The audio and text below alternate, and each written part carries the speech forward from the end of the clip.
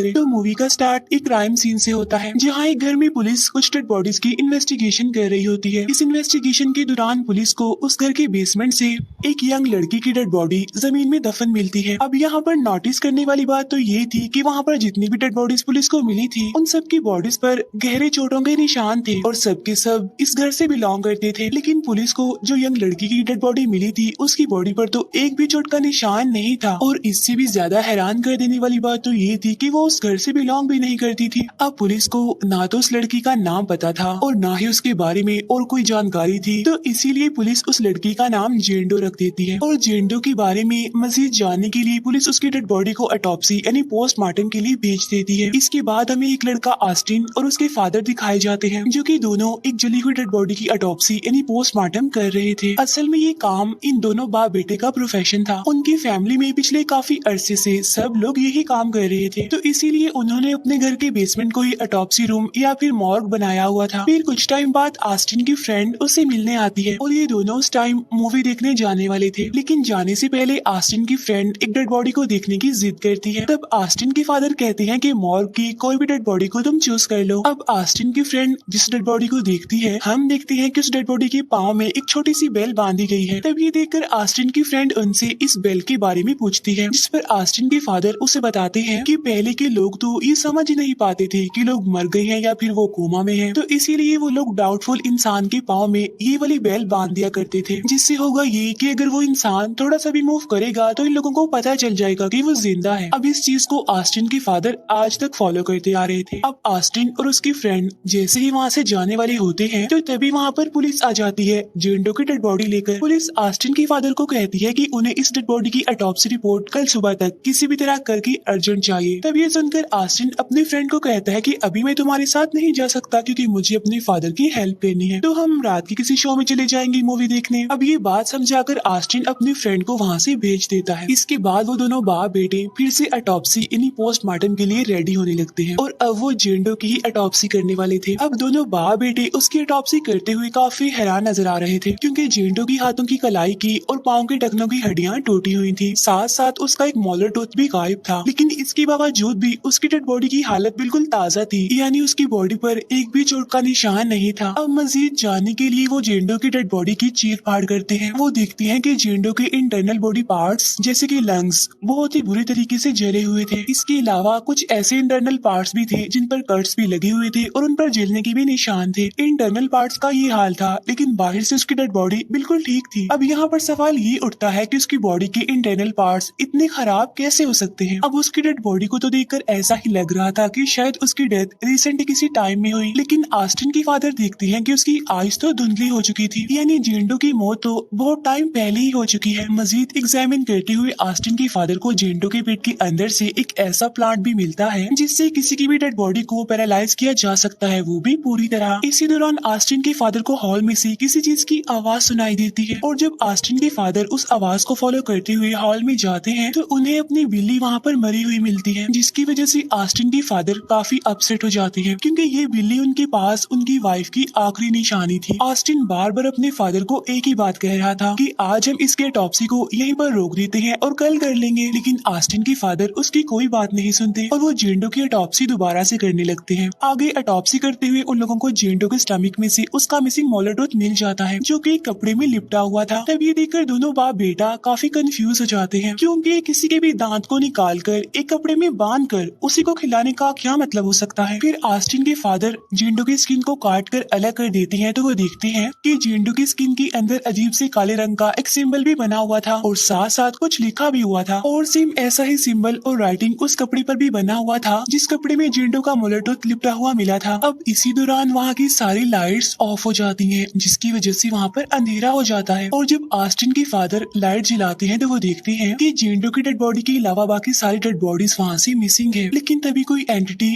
Austin के father पर attack कर देती है, जिसकी वजह से ऑस्टिन के फादर काफी इंजर्ड हो जाते हैं, तो इसीलिए वो दोनों बाप बेटा वहाँ से भागने की कोशिश करते हैं। अब लेकिन तभी वो देखते हैं कि ना तो लिफ्ट चल रही थी, मोबाइल में नेटवर्क बिल्कुल नहीं आ रहा था और उनके बेसमेंट का दूसरा डोर भी जाम हो गया था, क्योंकि बाहर काफी तेज तूफान आ रहा था, जिसकी वजह से एक ट्री उस डोर पर गिर गया था। अब ये देखकर वो दोनों बाप बेटे समझ जाते हैं कि ये सारी डिफिकल्टीज तभी से आ रही हैं जब से जेंडो की डेड बॉडी को यहाँ पर लाया गया है, तो इसका मतलब साफ था कि जो भी गड़बड़ थी वो जिंडो की डेड बॉडी में थी।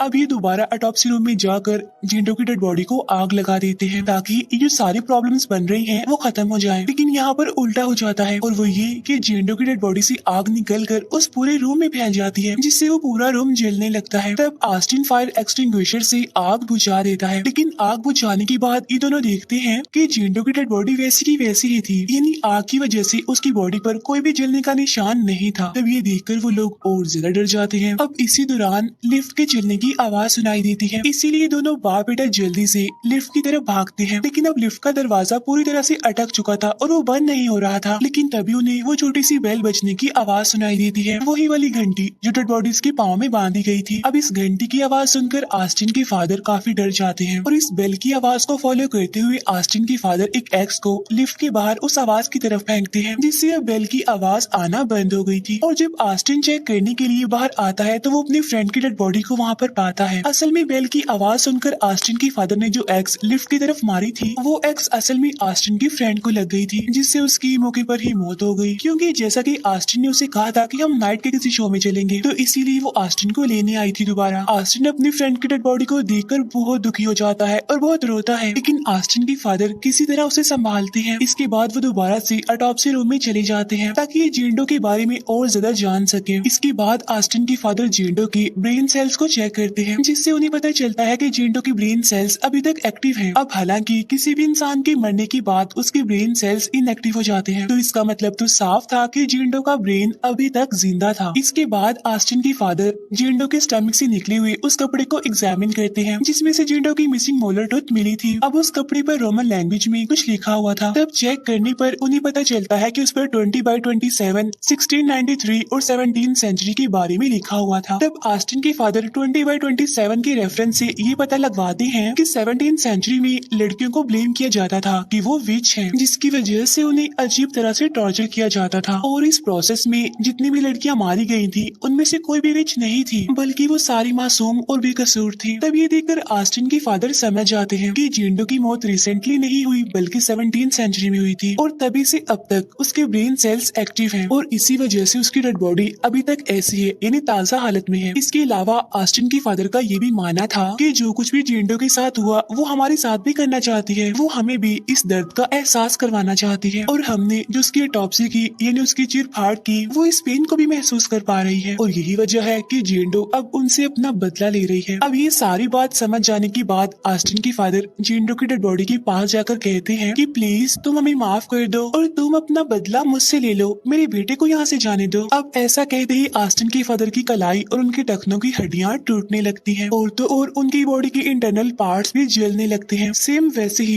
जैसे जिंडो के थे। अब क्योंकि ऑस्टिन के फादर से ये पेन बर्दाश्त नहीं हो रही थी, इसीलिए वो ऑस्टिन को कहते हैं कि प्लीज बेटा मुझे मार डालो। अब ऑस्टिन रोते हुए और अपने फादर को इस तकलीफ में ना देखते हुए एक नाइफ से उन्हें स्टैब करके मार डालता है। इसके बाद हम देखते हैं कि ऑस्टिन की फादर जैसे ही मरते हैं तो जिंडो की डेड बॉडी अपने आप से ही पूरी की पूरी हील हो जाती है। इसके बाद ऑस्टिन वहाँ से बाहर जाने का रास्ता ढूंढने लगता है और ढूंढते ढूंढते वो आ जाता है एटिक में, लेकिन तभी उसे किसी चीज की आवाज सुनाई देती है, और जैसे ही वो टर्न करके देखता है तो उसे उसकी फादर की डेड बॉडी वहाँ पर खड़ी हुई दिखती है। अब ये देखकर ऑस्टिन काफी घबरा जाता है और डरते हुए नीचे गिर जाता है, जिसकी वजह से मौके पर ही उसकी भी मौत हो जाती है। नेक्स्ट डे पुलिस वहाँ पर आती है जिंडो की ऑटोप्सी रिपोर्ट लेने के लिए, लेकिन उल्टा पुलिस को वहाँ पर 3 और डेड बॉडीज देखने को मिलती है, ऑस्टिन की, उसके फादर और उसकी फ्रेंड की। लेकिन जिंडो की डेड बॉडी वैसी की वैसी ही थी, ऐसा लग रहा था कि उसकी ऑटोप्सी अभी स्टार्ट भी नहीं की। अब ये देखकर पुलिस काफी कंफ्यूज हो जाती है, क्योंकि सेम ऐसा ही सीन हमें मूवी के स्टार्ट में भी देखने को मिला था, जहाँ पर बहुत सारे लोगों की डेड बॉडीज थी जो कि सारी इंजर्ड थी, लेकिन जिंडो की डेड बॉडी एकदम ठीक थी। पुलिस फिर से जिंडो की डेड बॉडी को ऑटोप्सी के लिए कहीं और भेजती है, और एम्बुलेंस में ले जाते हुए हम जिंडो के पैर की उंगली को हिलते हुए देखते हैं, और इसी के साथ ही मूवी यहीं पर एंड हो जाती है।